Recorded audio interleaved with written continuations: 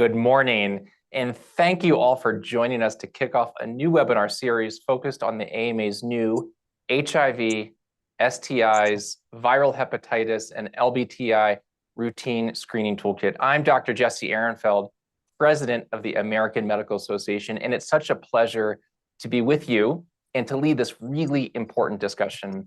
And it's also so great to be joined by Dr. Jonathan Mermin, the director of the CDC's National Center for HIV, Viral Hepatitis, STD, and TB Prevention, who we are going to hear from very soon. So to kick things off, I just wanted to give a brief overview of the challenges that we are facing and why the AMA developed this toolkit. Every year, millions of people in the US are diagnosed with HIV, sexually transmitted infections, viral hepatitis, or tuberculosis, and tens of thousands of Americans die from their infection. While infections have decreased for some of these diseases, we know there is a need to reach populations equitably. In other instances, such as for syphilis, we've been hearing from physicians about the concerning surge that they are seeing in cases. And we know that evidence-based universal screening programs can effectively identify these infections, creating opportunities for both treatment and prevention. Most of these infections share commonalities, from the modes of transmission to demographic, social, and economic conditions that increase risk. Routine screening and early detection of HIV, STIs, viral hepatitis, and latent tuberculosis infection are critical for the health of our communities, as these infections can have an asymptomatic stage, which may prevent individuals from seeking the testing needed. And those who are unaware of their health status cannot take advantage of the treatment needed to improve their individual health, and they can also unknowingly transmit the virus to others. The AMA has extensive policy supporting evidence-based preventive services, including screening for these infectious diseases. We recognize that routine universal screening helps protect not only individual patients, but also the health of the public. So in 2019, the AMA embarked on a project with support and partnership from the CDC to help increase routine screening for HIV, STIs, viral hepatitis, and LTBI in healthcare settings, with a focus on community health centers and emergency departments. This work began with an understanding of the key barriers and drivers for implementing routine screening through in-depth interviews and virtual clinical site visits. Based on the feedback that we received, it is clear that barriers still exist for screening that need to be overcome. These barriers include infectious disease testing is often considered separate from routine care, while screenings for blood pressure and cholesterol may be considered routine. Screening for infectious diseases may not. Second, care is often complaint-based. A patient's most immediate complaints often drive appointments due to the pressures of time and patient satisfaction. Frequently, routine infectious disease screening is just not the top of mind unless their complaint is related to symptoms of HIV, STIs, viral hepatitis, or latent tuberculosis. Third is confusion over the definition of routine prevails. Clinicians often undertake testing only when a patient presents with certain risk factors associated with these infectious diseases. While these risk factors may be included in routine screening guidelines, others are just often overlooked. Stigma and fear also persist. HIV, STIs, viral hepatitis, latent TB, they carry stigma, and screening for these conditions often comes with the fear of knowing one's status, particularly with HIV. Now, once we understood the barriers we held co-creation sessions with stakeholders and experts to inform the design of optimal workflows, screening algorithms, and other resources to create a toolkit. Once the toolkit was finalized, it was piloted with both community health centers and emergency departments nationwide, with a particular focus on practice leaders and champions who are looking to implement or optimize routine screening practices. Now, the toolkit has separate sections for community health centers and emergency departments and is organized along the screening and testing continuum. It provides actionable strategies within each step for implementing routine screening. It's also flexible. It allows you to follow along throughout the continuum to help improve your overall screening and testing approach, or narrow in and focus on a specific stage. So, with that in mind, today we'll be covering two specific strategies in the toolkit: implementing an opt-out screening approach and the importance of empowering all members of the care team with education. So now I'm going to turn it over to my friend and colleague, Dr. Jonathan Mermin. Dr. Mermin is the director of the National Center for HIV, Viral Hepatitis, STD, and TB Prevention, and most admirably, a retired 2-star Rear Admiral in the US Public Health Service. His agency focuses on high-impact prevention strategies that are cost-effective, scalable, and grounded in the latest research. And these strategies are going to save lives, save money, reduce health disparities, and protect the health of all Americans. I also should note that previously Dr. Mermin served as the incident manager for the CDC's Mpox response for 6 months, where he was responsible for leading the agency's efforts to get accurate information, testing, vaccination, and treatment to communities affected by Mpox, and worked to decrease the health inequities associated with the virus. His years of leadership on these issues have made such a difference in the lives of thousands of patients across the country, and he is a great partner for the AMA on this issue. So please join me in welcoming Dr. Jonathan Mermin. Well, thank you very much, Dr. Ehrenfeld. It's been a great partnership with the AMA, and I appreciate the support that you personally have given to try to advance screening for these important infections. So I'm going to kind of talk for a period of time with two foci. The first is really to talk about why screening matters so much for these infections, and then the second part will be talking about aspects of screening and the toolkit themselves. So first, I'm going to ask Jessica if she can advance the slides since my computer's not functioning. Thank you. So I wanted to start off by just kind of distinguishing between screening and testing. And these are not absolute definitions, but it's helpful when we think about it, that screening, in this case for an infection or a condition, generally involves testing a population based on readily available demographic or other information. So it's simple. It's like everyone who comes to the emergency department, or all people who are pregnant, or people who are of a certain age. And screening implies minimal, if any, data collection from patients. So you're not interviewing patients to do screening. It's something that's kind of can be initiated through a systems approach. And then testing generally involves, again, testing a specific population for a condition or infection, but it's often based on increased risk due to either behavioral, environmental, or clinical factors.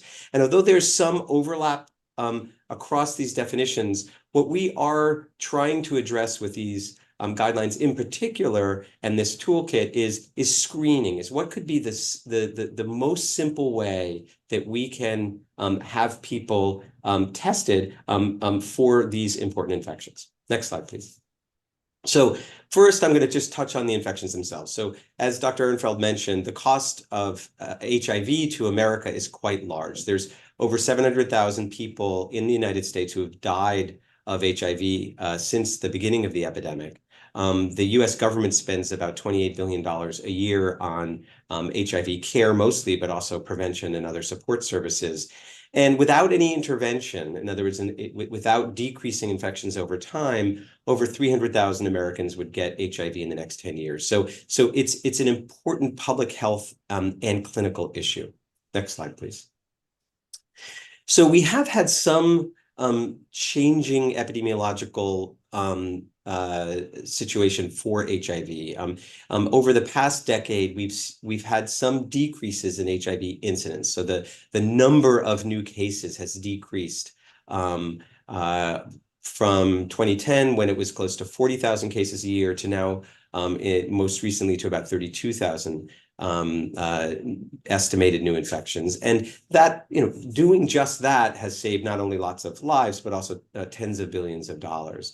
At the same time, because we're doing relatively well with helping people with HIV access antiretroviral therapy, the prevalence, in other words, the number of people living with HIV, has actually gone up every year, because only a small proportion of people are getting sick enough or dying of their infection. And so we now have over 1.2 million people living with HIV in the country, and that's increased over 50% since 1996. So essentially, more people living with HIV, more people living healthily with HIV infection, incidence going down, but incidence is still tens of thousands of people a year. Next slide, please. And I just wanted to highlight here that there's massive health inequities with HIV. So the prevalence of HIV is over 100 times higher in men who have sex with men and transgender women than heterosexual men and women. And there's large racial and ethnic disparities as well. HIV incidence is about 8 times higher among African Americans and 3 times higher among Hispanics and Latinos than whites. And so doing well with HIV not just improves public health, but also decreases some of the inequities that plague us in this country. Next slide, please. And some disparities with HIV have improved. This is a figure just of HIV diagnoses among women, stratified by race and ethnicity. And you can see that African-American women are considerably more likely to be diagnosed with HIV, but that difference has decreased over time. And we are working hard with many partners to try to continue that trend so that there will be no disparities. Next slide, please. As Dr. Ehrenfeld had highlighted, STIs have been increasing for about a decade in the country.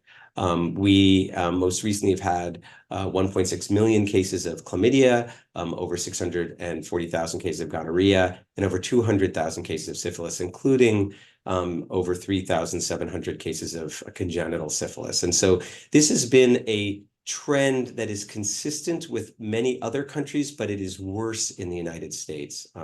And so we are challenged by this change because of the absolute number of infections is so large. And we are struggling to try to reverse these epidemics getting worse. Next slide, please.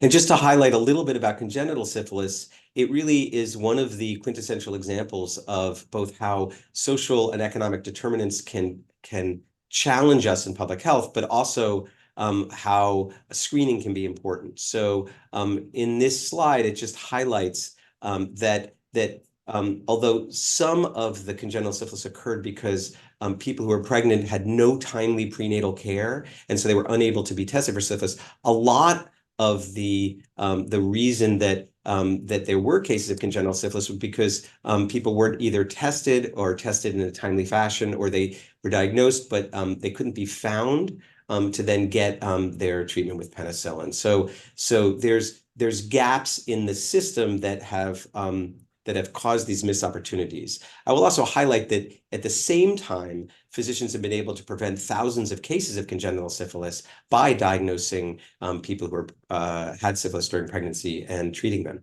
Next slide, please. In terms of viral hepatitis, I wanted to start with hepatitis C infection. As people know, about a third of people with chronic hepatitis C will die of their infection if they're not treated. However, treatment is relatively easy with 8 to 12 weeks of oral therapy. On the left, you can see that the overall rate of acute hepatitis C in the nation is increasing over time. And these are rates by race and ethnicity. You can see that American Indian Alaska Natives have the highest rate of hepatitis C, followed by whites and then African Americans. And but for all of a kind of race and ethnicities, except most recently for Asian and Pacific Islanders, we've had increasing rates of hepatitis C. And this is directly associated with the epidemic of drug use in the country. On the right, you can see that a bimodal curve. In blue, it's men, and in orange, it's women.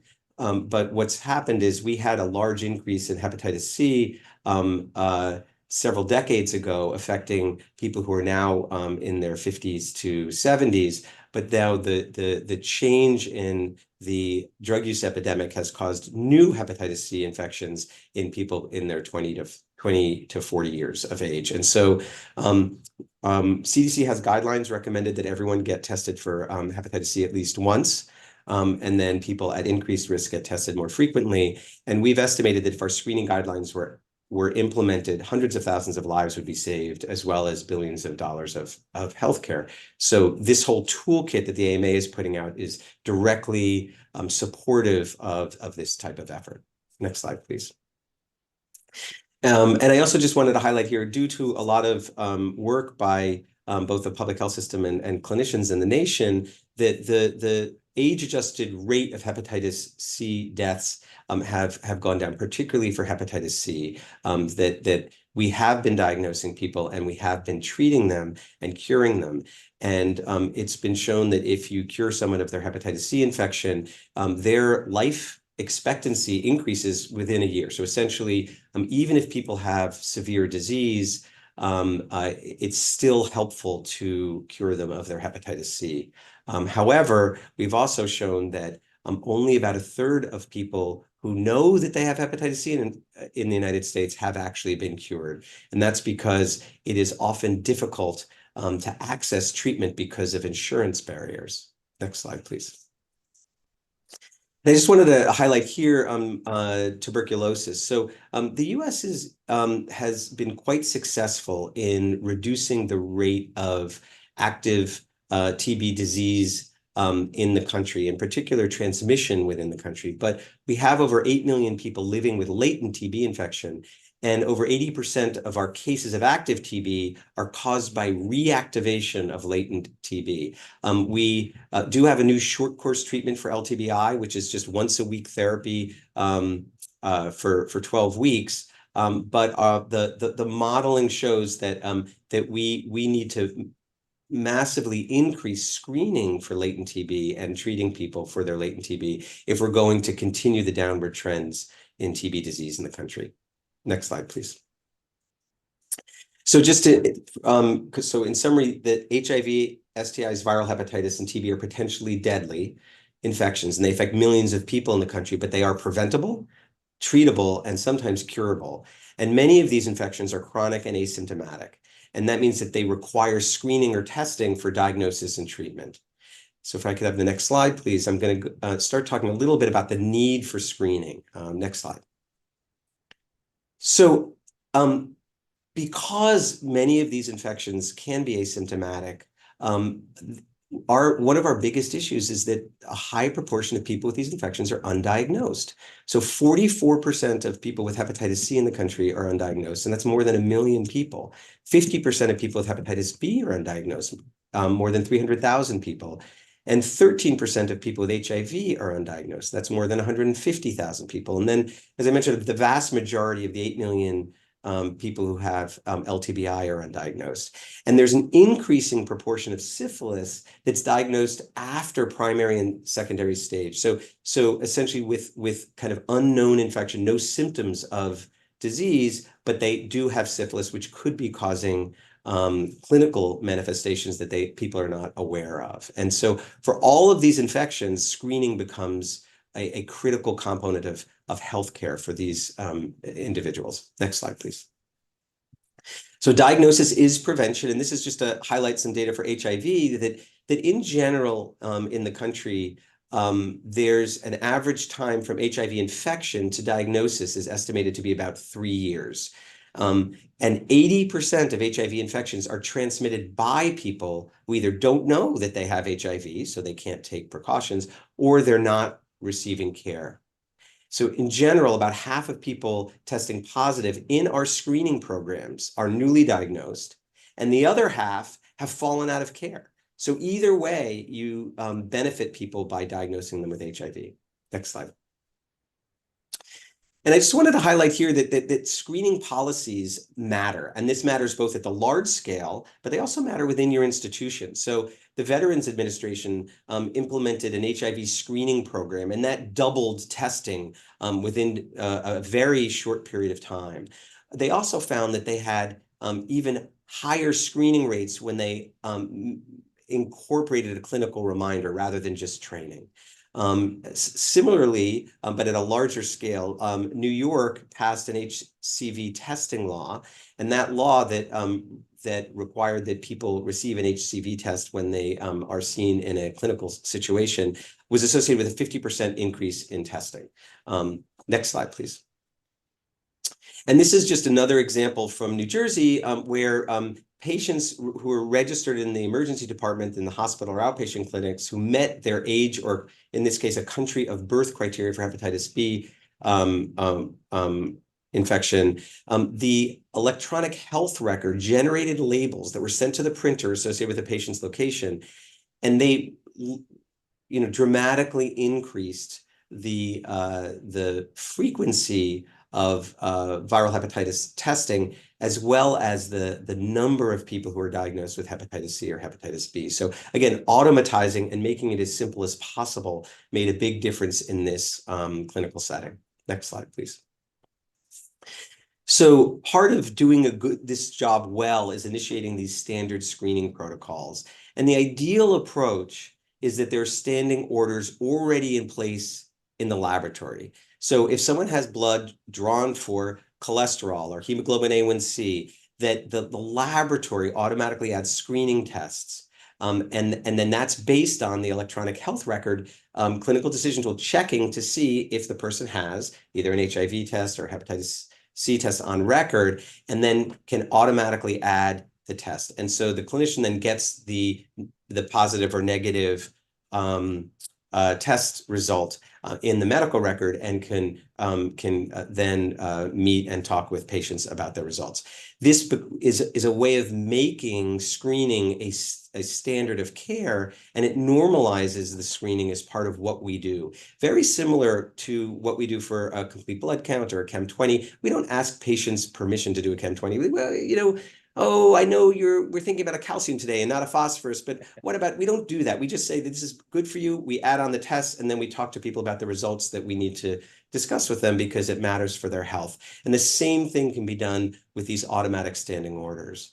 An alternative approach for opt-out screening, which is, by the way, always more effective than opt-in screening, where in opt-in screening, you're asking people if they would like to get a certain test. In this case, opt-out screening is this method can approach people and talk to them, but say, we routinely offer this screening for everyone of our patients in this situation, unless you disagree. And that's been shown to increase screening compared to opt-in screening. It also can be based on electronic health record prompts, so it can increase the implementation. And it does sometimes require prior approval from patients, but most are very willing to get what their physician thinks is a useful test. Next slide, please. So what can you do? The first stage is you can initiate routine screening in your practice. Normalize routine screening is part of a standard of good healthcare. And can provide resources on the opt-out approach and even some sample scripts that can be helpful for clinicians. You can talk about positive, aspects and messaging about the benefits of routine screening by equipping your care team with training on non-judgmental messaging about opt-out approaches, the benefits of screening, and the receipt of test results. And then also can provide resources on inclusive sexual health services that can also be very beneficial, especially if practitioners need to talk to patients about sometimes awkward aspects of sex or drug use. And then you can implement automatic electronic health record orders and reminders. As we talked about, having standing orders reduces the prompts to clinicians, which everyone appreciates, but you can also have alerts that can remind clinicians to add testing or screening to blood that's drawn for other reasons, and can automatically pre-populate the laboratory orders. Next slide, please. Thank you very much. So thank you, Dr. Mermin. We're already getting some great questions coming in. I'm going to go through one other item, and then we'll go to Q&A. I want to talk about one other really important strategy outlined in the toolkit, which is empowering every member of the care team with education. And our foundational research found that not only is equipping patients with education on these infectious diseases critical to a successful routine screening program, but ensuring that the whole care team receives training to support the implementation is equally as important. And doing so can also help underline the importance of conducting routine screening in an organization. So providing in-depth, disease-specific education sessions for every member of the care team on the need for routine screening, how to conduct it, provides greater empathy for the patient, and it boosts everybody's confidence to answer questions that you know are going to come up. So the toolkit has training materials for the care team in a couple of areas. What are the essentials of HIV, STIs, viral hepatitis, and latent TB infection? The toolkit also has links to education and training resources from the CDC that are all targeted to healthcare professionals. And those training materials can be leveraged to equip your care team members with the latest information, again, to help boost the confidence of anybody on the care team when they're getting patient questions or delivering the result of a test.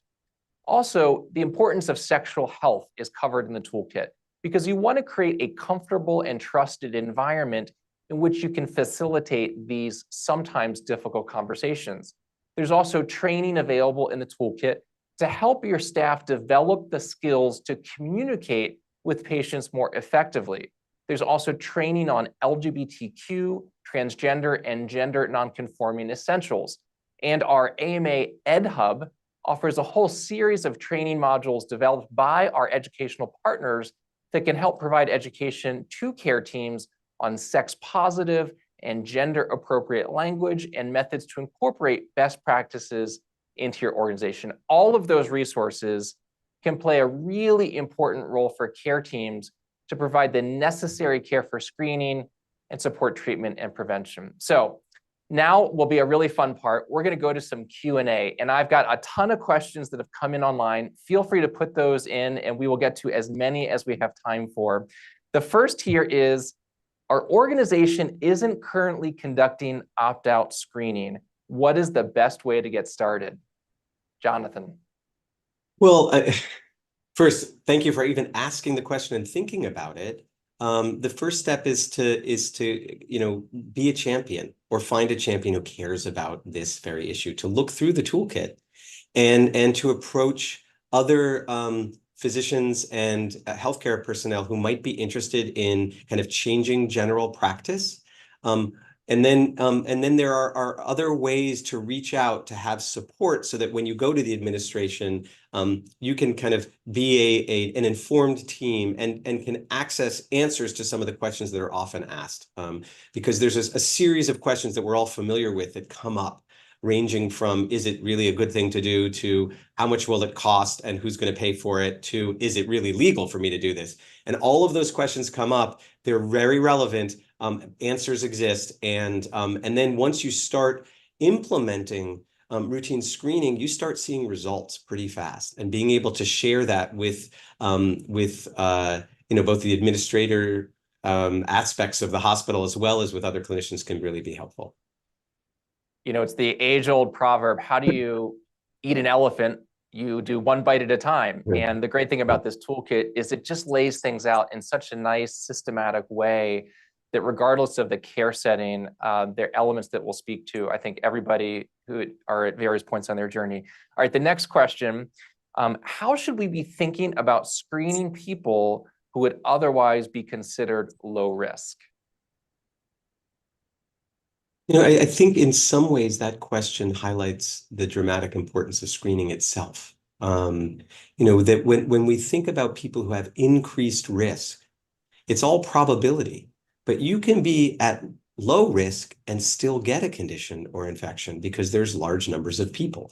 And so part of the idea is that screening is helping people who might be at unidentified risk or low risk, or you think that they're at low risk, but in fact they're not because they haven't talked to you about the fact that they used drugs 15 years ago or 20 years ago, and it hasn't come up in your kind of your care provision. So I think it's from a how to think about it, it's that it's good for patients to be able to be screened for things. That's our job as their provider, is to be able to know when it's worthwhile to do this, and especially if it's consistent with either CDC guidance or the U.S. Preventive Services guidance, it can really be beneficial. I think talking to people and sharing that these are standard things that we are doing can also help. I think that's great. And I mean, just the statistic of 3 years being the projected time between somebody acquiring HIV infection and their diagnosis emphasizes the point that until we have universal screening approaches implemented at scale, we're not going to start to get that lag time down. Okay, next question. This is a really provocative one. What age should screening programs begin? Right. So our CDC's recommendations are that people that routine screening should begin at the age of 13, but in general it's just if someone comes into the system and doesn't have an HIV test on record, then that's what the system itself should identify them, and often that is people who are considerably older than that. I also think that being a thoughtful, good doctor often involves also having an open communication with patients. So some patients, it's not going to make sense, and others, it's going to make a lot of sense to have specific testing for some of these infections. And having an open communication can help us know when that is the case. So screening itself, as I said, is kind of this large-scale process that happens with very minimal information. Testing it happens alongside of this. And so there are people who could be at increased risk for a number of these infections. And what we would recommend is that you do have those discussions, because often we are recommending much more frequently than once in a lifetime testing. So for example, for gay or bisexual men who are sexually active, we generally recommend at least once a year. For HIV, and for people who inject drugs, we would recommend at least once a year for hepatitis C screening. Perfect. Okay, the next question that we've got is, what would you say to someone working for a state health department who is working to increase Hep C testing and treatment in primary care? Any particular advice for our state health department colleagues? Stick with it. You're doing good, and times are challenging, just as they are for clinicians. But reflecting on, we're all here because we like to see people live longer, healthier lives. And I would say that for hepatitis C, it is fundamentally really important. We estimate that there are almost 2.5 million people living with hepatitis C in the nation right now. And really, with the cures available, that ideally it would be zero. So we really need to be able to massively expand screening. So to do it in primary healthcare, I think the idea is the same that we talked about earlier: to look at the toolkit, to bring a group of people together who care about the issue, and to reach out for the technical assistance and other kind of support that can help, either from CDC or from other health departments. That's great. Okay, the next question. Can you talk about the merits of providing expedited partner therapy for STIs like chlamydia, gonorrhea, and strategies for overcoming barriers to providing expedited partner therapy? Yeah, so expedited partner therapy is the idea that if someone's been diagnosed with gonorrhea, for example, I will either provide you with a prescription for your partner or even the medication for your partner to then take. And that in many states have laws that support this practice. And it's been shown to be cost effective, cost saving actually, as well as helpful for people. It's not always simple. Some of that is that, our current first line treatment for gonorrhea, for example, is an injection of ceftriaxone. So you'd have to have an alternative oral therapy, which is still possible. Or for syphilis, which is more complicated, we really like people to come in and get therapy. And to be tested. But the idea is that this is for people who would not be coming in, partners who we know won't come in. And so I think expedited partner therapy is an underutilized intervention. And some of that is that it's uncomfortable for physicians to think about writing prescriptions for people we haven't seen. And telemedicine may have changed that to some extent. But the other is that is these other issues about medication. I'm really glad, though, that the viewer actually asked this question, because it does raise one of the new interventions we have for STIs, which is doxycycline post-exposure prophylaxis, or doxy-PEP. And CDC's put out some draft guidelines and received public comment and expert comment on them. And doxy-PEP involves taking a pill of or 200 milligrams of doxycycline within 72 hours of having sex. And in 3 randomized trials, it's been shown to reduce the risk of gonorrhea, chlamydia, and syphilis by about 2/3. So it's an effective intervention for people who are at high risk of getting an STI. The studies that showed efficacy were conducted in gay and bisexual men and transgender women. So we're unsure about exactly how well it would work in cisgender women. There are plans to do some additional studies in that population. But I think it does raise this idea that we do have a potential intervention that can also prevent STIs, not just what we've been talking about today, which is also screening for them. Perfect. Okay, a bunch more questions. We'll see how many we can get to. What insight can you provide for the lack of RNA testing done with HCV antibody testing? So what this question is highlighting is that in the United States, currently, the easiest test for hepatitis C is an antibody test, and it tells you whether you've had hepatitis C in the past or you might currently have it. And about 1/3 of people will self-cure of hepatitis C, and then additionally, some people have had it and then taken treatment for it. So you don't want to treat someone just because they're positive for an antibody. You want to actually then follow up with a nucleic acid test.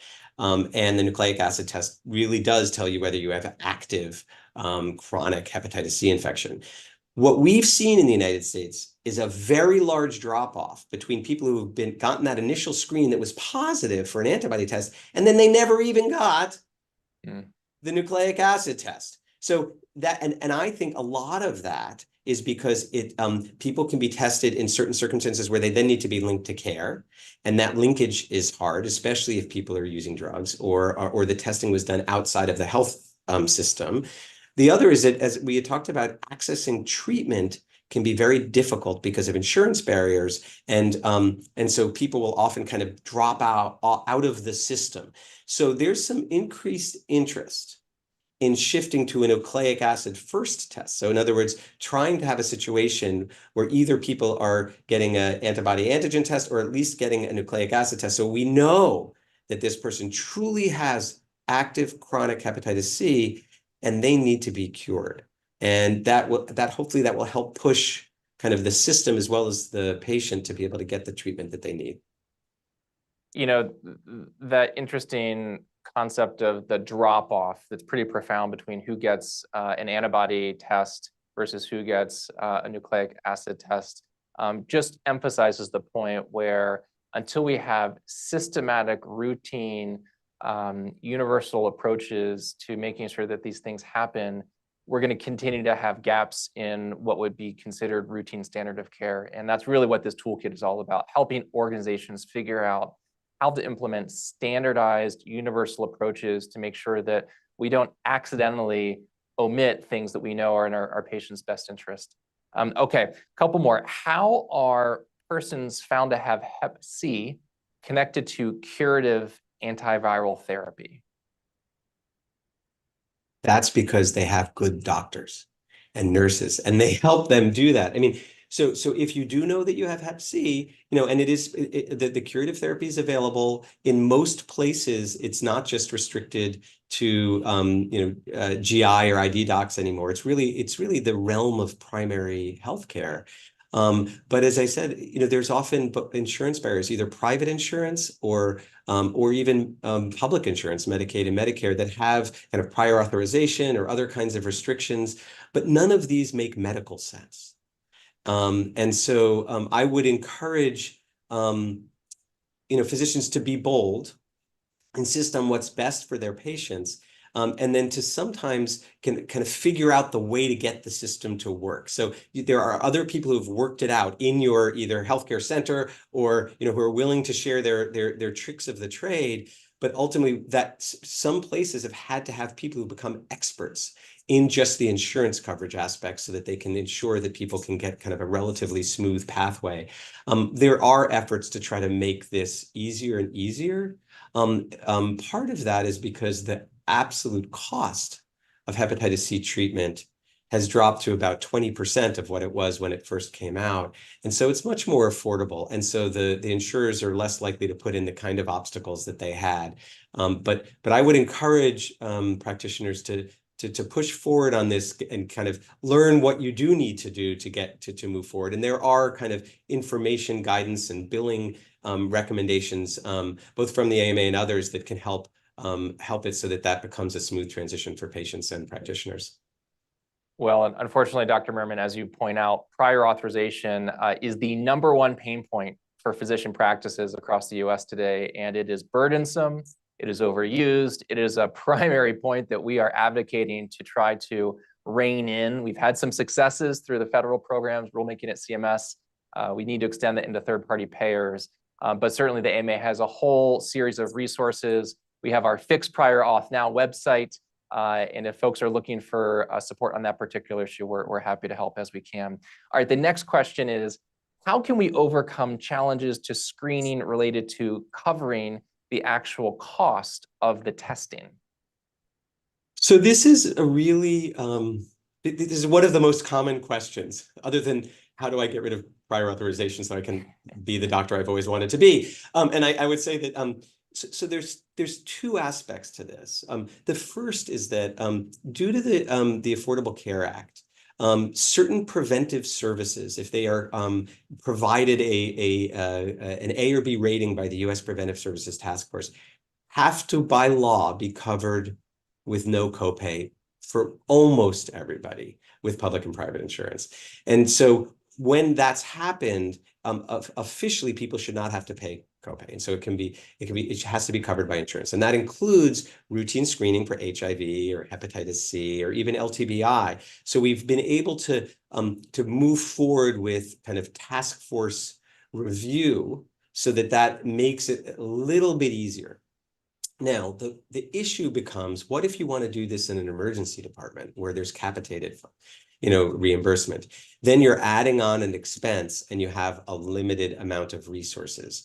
And I would say that is a challenge. And again, the argument there tends to be that this is the right thing to do. We know we're helping patients, and we know we're, in the big picture, we're saving money for the healthcare system and for the American taxpayer.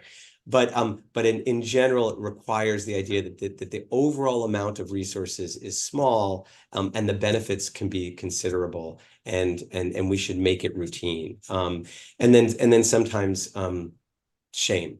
Just saying this is the right thing to do and we have to get it done can occasionally move administration at least 1 inch towards goodness.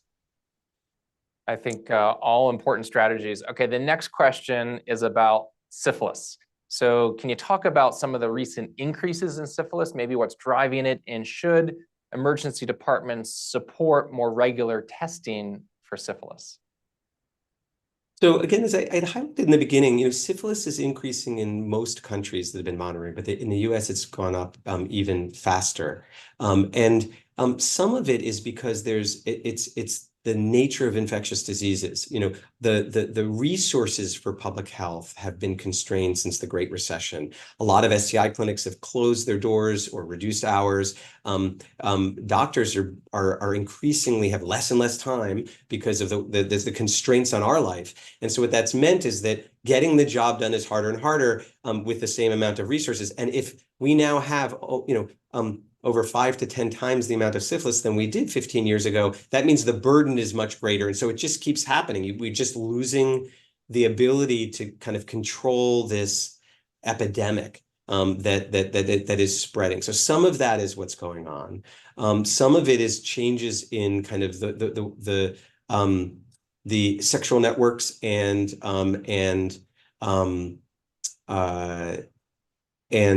the less concern about and less use of condoms because of antiretroviral therapy being highly effective and maybe some different approaches to HIV. So, but most of it is I believe is just that we get these cycles of infectious diseases and then we respond to them. And then once we start feeling like we're doing okay, we start reducing the amount of resources and efforts focused on those diseases. And so syphilis is growing. I will say that there's a lot of interest, particularly because of the tremendous health impact of congenital syphilis. And there's the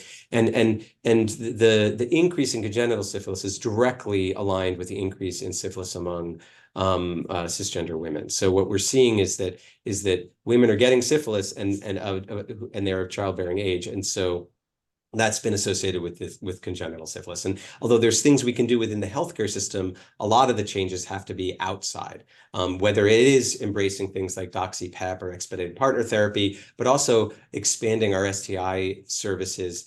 And I think some emergency departments have implemented routine screening for syphilis, just as we've done for HIV or hepatitis C, and they've seen some dramatically positive results, so to speak. They've been able to find people with undiagnosed syphilis, and then they're able to treat them. So that is something that I think some proactive programs have started to put into place. So that leads really nicely into this next question. Are there special considerations that we ought to take into account to increase routine screening for pregnant patients, specifically given this rise of congenital syphilis that you just discovered? Yes, I think it's similar to the concept that all pregnant persons should be screened for syphilis, both first trimester or when they're first come in to receive pregnancy care, but also again in second trimester, again in third, in places where there's high incidence of syphilis. But also the idea that women with syphilis should also be screened for pregnancy. And that isn't always done, but it also is doing both kind of approaches will identify more people who actually have that intersection and then help them get the penicillin and treatment.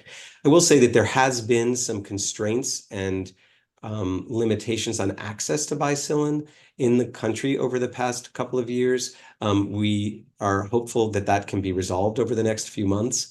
But in all circumstances, if you have a pregnant patient who has syphilis, they should be able to get bicillin either through your health department directly with the company that makes it, or through other means. And so because penicillin is the only recommended treatment for syphilis among pregnant persons at the current time. I will say there is some research looking into new treatments because we don't want to be constrained to just this one medication. Right. But that is the current state. Perfect. Well, we're getting near the top of the hour.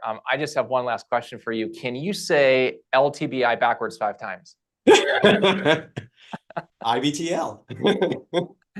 Well, listen, Dr. Mermin, I can't thank you enough, not just for joining us today for this webinar, but for your continued leadership on all these issues. You have been such a great partner with the AMA in promoting routine screening for these infectious diseases, and I just look forward to continuing to work together with you.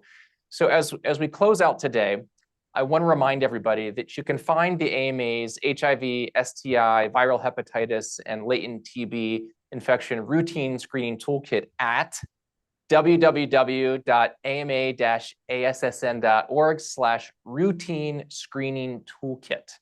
And additionally, if you're interested in claiming CME, you can find a link to do so in the chat via the AMA Education Hub. We'll also send this link out in an email following today's webinar. And finally, I just want to mention that today's webinar is the first in a three-part series exploring the different areas of this new toolkit. And I hope that you'll be able to join us for the next session, which is going to focus on sex-positive status-neutral messaging and streamlining the testing cascade.